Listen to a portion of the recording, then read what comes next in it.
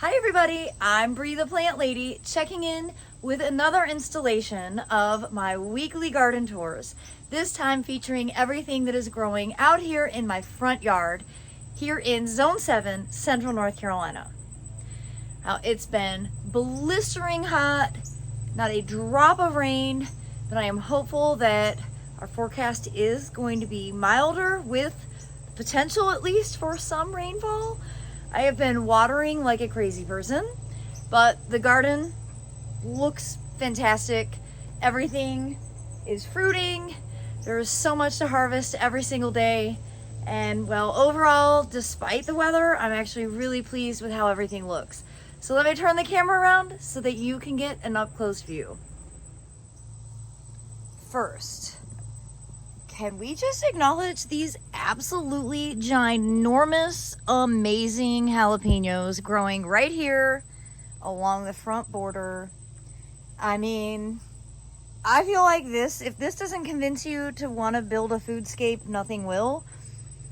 They're beautiful, they're healthy, they're absolutely covered in fruit. Of course, having the ground cover of the Treasure Island sweet potato certainly doesn't hurt. And then a beautiful backdrop of the Suncredible sunflowers. The dahlias are starting to bloom. These salvia have been providing nectar for countless pollinators, including hummingbirds.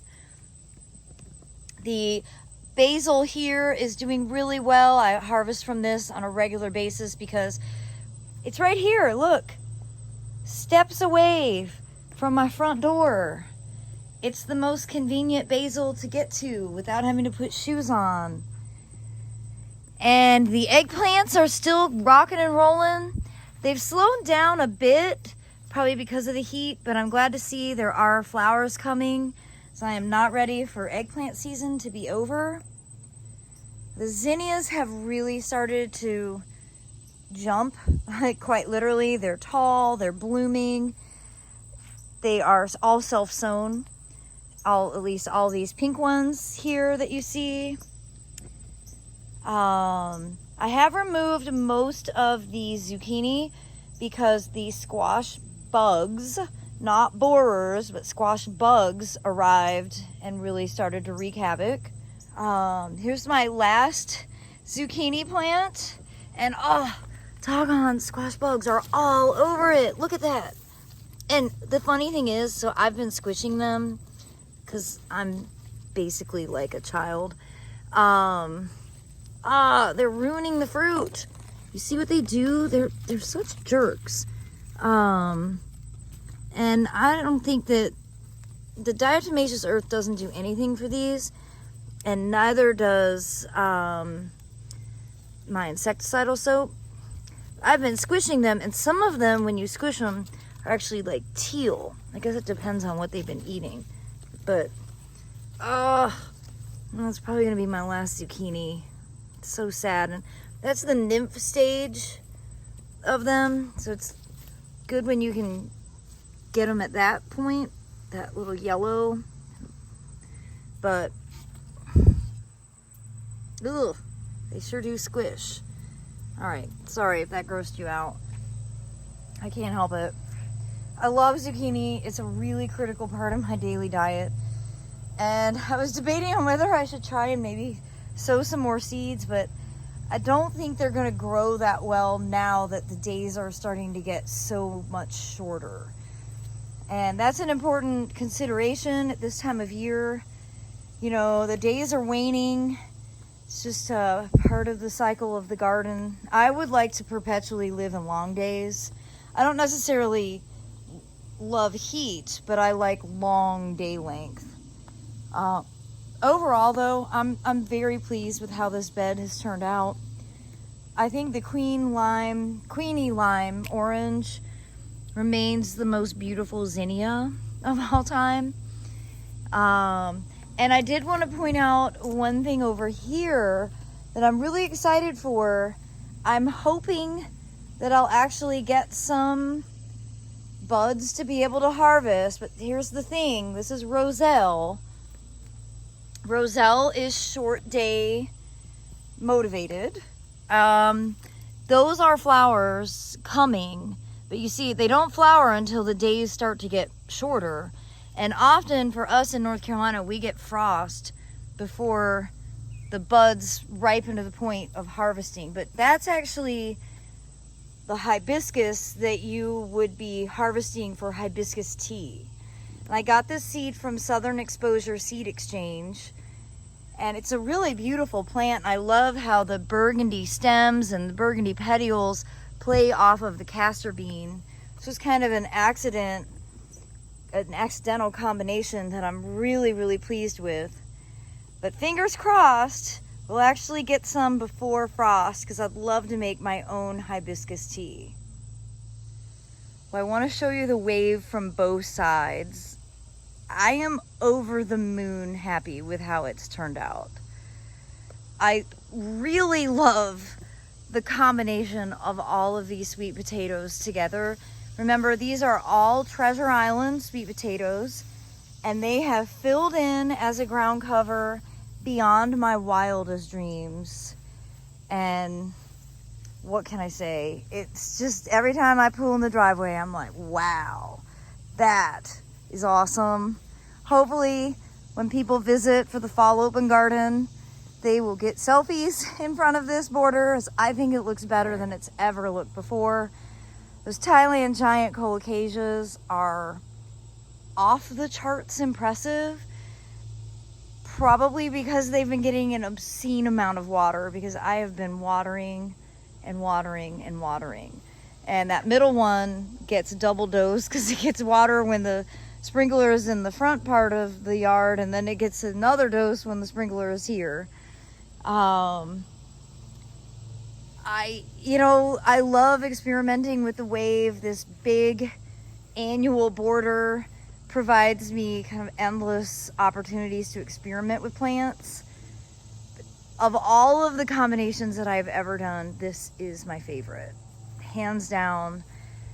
I don't think I ever want to do just one variety of Treasure Island sweet potatoes again. Like, I really like all of it mixed together. This picture right here with that huge colocasia and all those sweet potatoes, this makes the heat and the humidity and the lack of rain worthwhile. Standing here, I feel like, okay, it is all for a reason. I just have to be a dork and show you how big this leaf is. It's not called Thailand giant for no reason. It is such a cool plant. You know, these aren't hardy here, which is fine, because I don't know what I would do if that actually overwintered. But they are starting to bloom, and they set a billion seeds. So let me show you what those look like. Well, you can see through here that these are the flowers. They're really quite pretty. And so this one is already bloomed, and the seeds are forming in this giant pod. And they set a lot of flowers, and they will continue to bloom until we have frost. And I mean, I'll probably get squirrely when we have frost in, November time, and we might dig these out and shove them under the house and see if they come through. But they're very easy to grow from seed. So you don't really need to overwinter these, and because they are so big, overwintering is kind of impractical, but totally worth growing. I'm just telling you that I think this variety of colocasia is one that, if you're into tropicals, this is one that you should consider growing. Well, this side of the house needs some work. And because we have cooler temperatures coming, I have some big plans for, weeding, doing cutbacks, getting things just sort of whipped into shape for the fall open garden, which is scheduled for Saturday, September 23rd, noon to 4 p.m. It's free, no registration, rain or shine. I have been busy packing all the seeds, and I will be posting a video later this week showing you everything that I have available. Remember, my seed sales are only at in-person events. Oh, this is a treat. So, okay, you're looking at swallowtails, but then over there is yellowfinch eating echinacea seed. Oh, well, oh well, at least I sort of got it. Now, I have been watering and watering and watering. And I'm glad to see that for the most part the phlox has recovered. I think I watered this patch for an hour today, just to let you know I'm going to have a very significant water bill. Well, and believe it or not, I actually have been watering over here, but plants still look sad. But the butterflies are here, and there's a hummingbird moth. So they are still producing nectar, but they are definitely stressed out. Rain, why are you so elusive? Of course, up here you can see, I mean, even the pycnanthemum is wilted, and I have not been watering out here in this corner. This is kind of like the drop dead zone. And, you know, I mean, the plants aren't dead, but they're not loving life right now either. The sedums look good, so that's something. And I've got some weeding to do, so I can see some crabgrass there, but all that sedum that Emily and Aiden transplanted from other parts of the garden is starting to take hold. And you know, the goal there is just literally to make it so we don't have to mulch, we won't have as much weed pressure. You know, there's no questioning, everything just would like to have a good drink of water. And I've been running a sprinkler out here, but again, you can see how wilted this phlox is because I haven't brought the sprinkler out to the side. Whereas you literally go through here, that side, the phlox is not wilted because it's been getting sprinkled. So, I mean, it definitely demonstrates where I could do a better job having more drought tolerant species included. But you know, some years we haven't been this dry. I think we're just living in an era that's very confusing to know what the right answer is with plant material, because you know, the minute I start making this a xeric garden, we'll get like 50 inches of rain and everything that likes to be dry will die.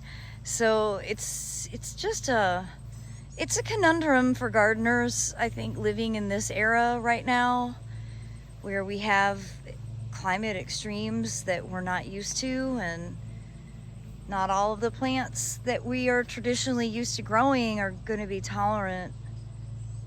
But I guess it's our job to kind of figure out what makes sense for the resources that we each have.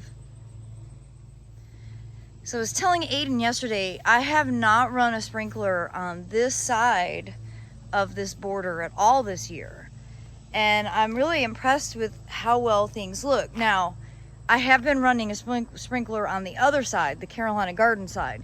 So likely these plants have been getting a little bit of irrigation, but not direct irrigation at all. And you know, for the most part, this border looks pretty good. You know, the Calicarpa acuminata is flowering. It's starting to set seed. They're not coloring yet. This Viburnum bituense that I coppiced really hard is recovered very nicely. I really like the size of it at this shape, not being a small tree. The Welch is pink, Calicarpa americana is in full berry. It hasn't colored yet, but this is always the very first one to start showing color, so I bet that'll be coming in just a few weeks. And you know, the viburnums are flagged, but they're not dropping leaves, so that's a good sign. And I have to say, this Jetstream oak leaf hydrangea, I really like it in its dried flower coloration. And if we stay this dry, it's just going to start getting its fall color that much earlier. Usually this doesn't show its color until like December, but I really like this contrast, and of course I love it adjacent to the bug box filled with poppies. Well, I'm gonna end tonight's weekly garden tour here in the driveway. It's starting to get dark. Oh, this time of year. I wish we could go back to May. But I did want to show you all the containers here in the driveway look awesome. The rice here, Black Madras, isn't quite flowering yet. This was the last rice that I sowed. And I am going to be posting a rice video this week, I promise. But I did want to show off how beautiful the coleus wall looks. And on this side, the mangaves are really starting to jump in size. They're not as big as I'd like them to be, but I'm still pretty happy considering how small they were when this got planted.